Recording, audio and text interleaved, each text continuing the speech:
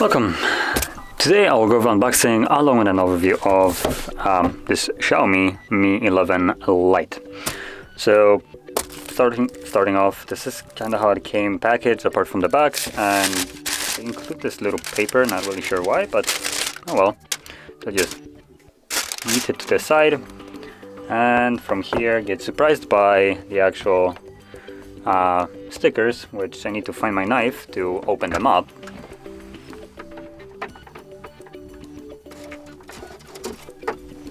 Oh gosh.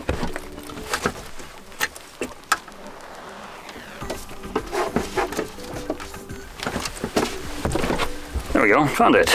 Great, took me a little bit. So let's cut these. There we go. And let's pop it open. So nothing on the top of the case, or the box. Inclusion of some hair, that's nice. Anyway, let's pop it open, and in here we've got our casing. And something else which I just dropped. USB-C to headphone jack. That's actually nice that they include this. So yeah, that's kind of cool. Always like when companies do include things that they didn't really need to include, but did anyway. So props for that. And apart from that, nothing else in here apart from just some paperwork which no one really cares about. So let me just toss that to the side, and then get to the phone itself, which is kind of slimmer than I expected. Paper, don't care about that. Then we got the charger and the cable. So the charger is, if I remember correctly, 30 watts, or 33 more precisely. You can barely see probably here, so it's nice. Overall, the fact that there is a charger is nice. Then we got a Type A to Type C cable. You can see right here, Type A, Type C, coded in orange. So there we go, and that's about it. So let's move to the actual phone. Now the version that I have right here is the non-5G, as you can see based on the Snapdragon that it is here. So it's the Snapdragon 732G. There is also a couple different changes between those two, but nothing really significant. So let's just pop it open. Also, I'm gonna power it on automatically. Come on. There we go. So just plop it open, and that is actually way thinner than I expected. Yeah. So while it's turning on, I'm going to go over the screen specifications. So what you see right here is a 6.55-inch AMOLED display with a 90 Hz refresh rate and a resolution of 1080 by 2400, which is what I would call a typical resolution for modern smartphone. Also, 85.3% screen-to-body ratio, 402 pixels per inch, and Gorilla Glass 5. Now, with the Gorilla Glass 5, this is one of the changes that it's done between the 5G and non-5G. The 5G version of this phone, which I guess you can call it the better version, however you want to look at it, has a Gorilla Glass 6, so a little bit tougher glass, but that's about all the major changes. So yeah, let's just finish up the setup. Skip this. Now I can't really get used to how light this phone is. It's literally like paper weight.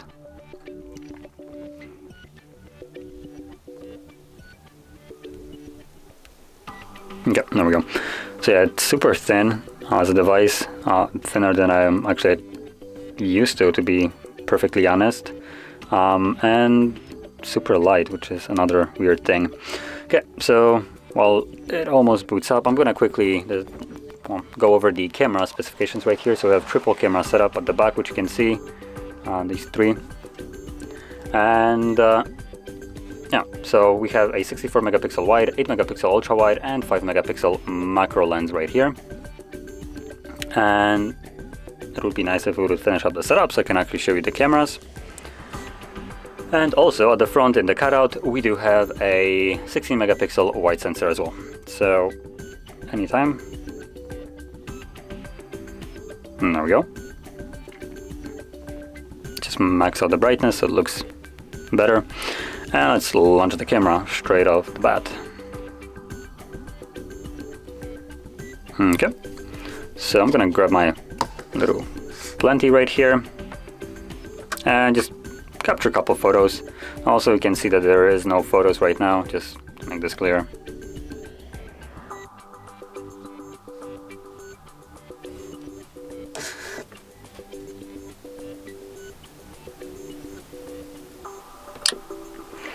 So there is the normal. I'm gonna also go for a two times zoom, just so I can see how good it gets. Let's then also go into macro, which will be probably the weakest part of the camera setup right here.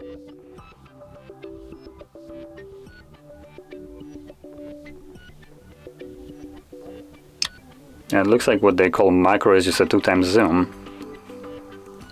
And what else is left? Ultra wide, I guess. We can go over that if I can quickly find it. Photo, video, pro, nope, nope, nope, nope.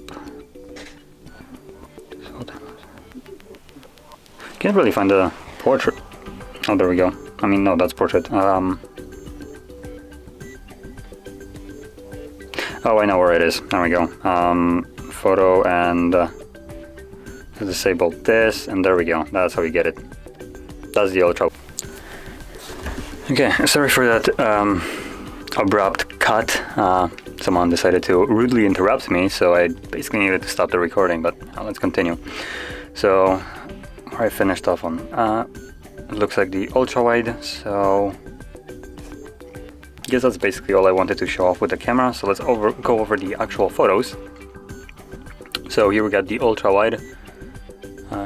The screen is a little bit weird, like it's not very nice to the finger, kind of.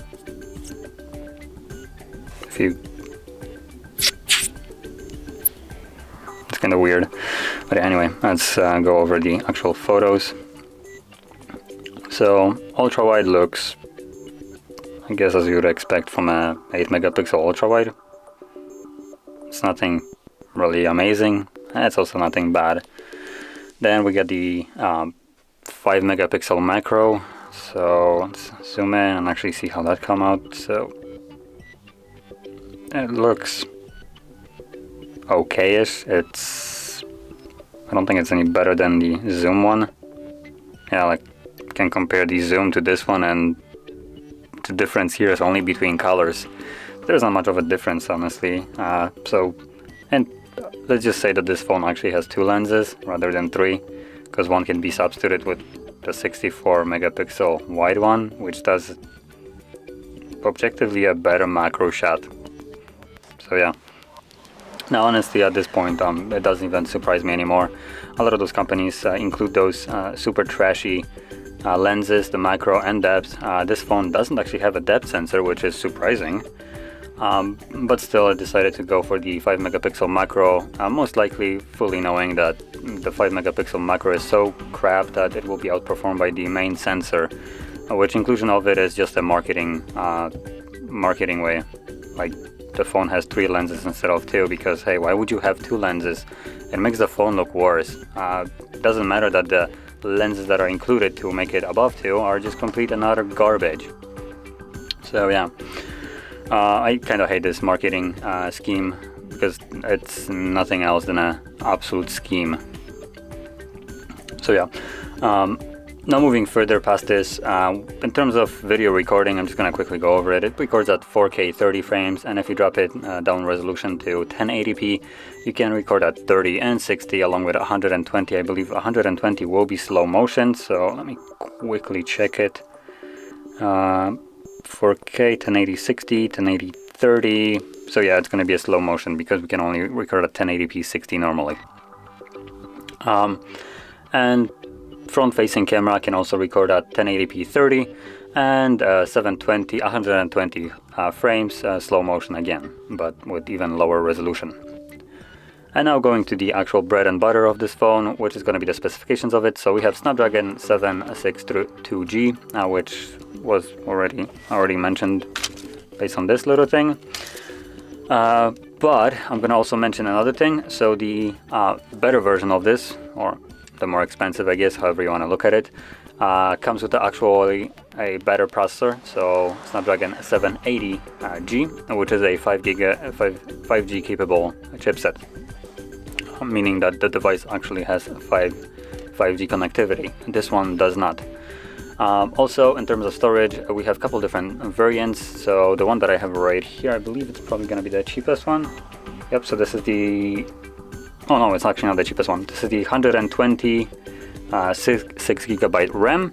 The cheapest version of this phone will be the 64 gigabytes 6GB RAM, and then you have the 120 gig storage with 6 or 8 GB RAM. So you can choose whichever one you want. All of them come with a UFS 2.2 storage, so it should be fairly decent. I would say decent enough to record at 4 or encode at 4K. And you also have the ability to expand the storage using SD card, although it is a shared storage, meaning that you will have to choose if you want to use 2 different SIM cards or 1 SIM card and 1 SD card. Let me just pop it out quickly just so you can see what I mean. Once I find the tray, there we go. So you can see one side is just a single SIM tray, and if you flip it over, you have the SD tray that doubles also as a SIM tray. So you can choose what you want to pop in here. But this side is only SD, or not SD, is SIM tray, I meant. And just pop it back in and finish it up. So lastly, the device battery is a 4250 milliamp hour battery, so 4250 milliamps, which is actually fairly surprising considering, like you can see, this device is thin. So let me compare it to my daily driver, which is the Mate 20 Pro, and I would consider this to be or used to consider this to be a fairly thin device, and you can see it is significantly thicker than this, and in terms of weight, it's basically double the weight of this one. And in terms of charging, like we've seen, 33 watt fast charger. Now there was nothing about how quick it charges, so I will assume probably 100% in about an hour to hour and a half, something along those lines. That's what I would be expecting, although I'm just kind of guessing based on the charger that they provided. And lastly, it does come with a fingerprint sensor, but it's not on the display, it's on the side. And before I finish this off, I'm gonna set up a fingerprint just so we can see how quick it works. Now, from what I remember last time I did a fingerprint on, I believe it was another Poco phone, these side-mounted fingerprints are ridiculously fast. So let's see.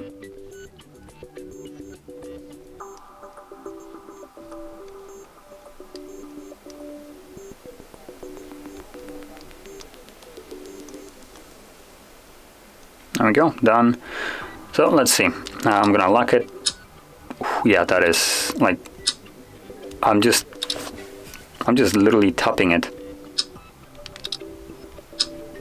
You don't even need to press it, and you can see how quick it works. I'm trying to literally just touch it, but that seems to be a little bit too quick. So yeah, it is just blazing fast fingerprint.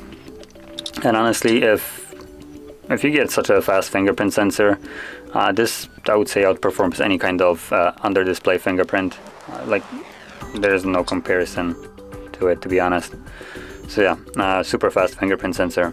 And lastly, I will mention the price tag, which is $319, give or take. I believe if the devices are on sale or different people buying it on something like Amazon, I believe you can probably find out different price ranges as well. And also depending on which version you go for, I believe that $319 is the cheapest one. So if you go for like 120 gigabyte storage with 8 gigabytes RAM, obviously it's going to be more. But other than that, if we just take the base price of it at basically $300. This is an outstanding device. A 90 Hz display, refresh rate, AMOLED with fairly just decent performance of the device. It doesn't have 5G, at least not this one. The other one with 5G will be also a little bit more. But if you want to future-proof, I guess it might be worth dropping extra $1 on that one. And yeah, it's really nice device. It feels nice in the hand, works nice, and I can't really complain past the single lens that just bugs me. But every device bugs me with those lenses, to be honest. The 5 megapixel macro or depth sensors are just useless trash, and I just hate it, so I always point it out. But other than that, this device just works really nicely, and for the price range, it is an outstanding price for the device. So, that being said, if you found this video helpful, don't forget to hit like, subscribe, and thanks for watching.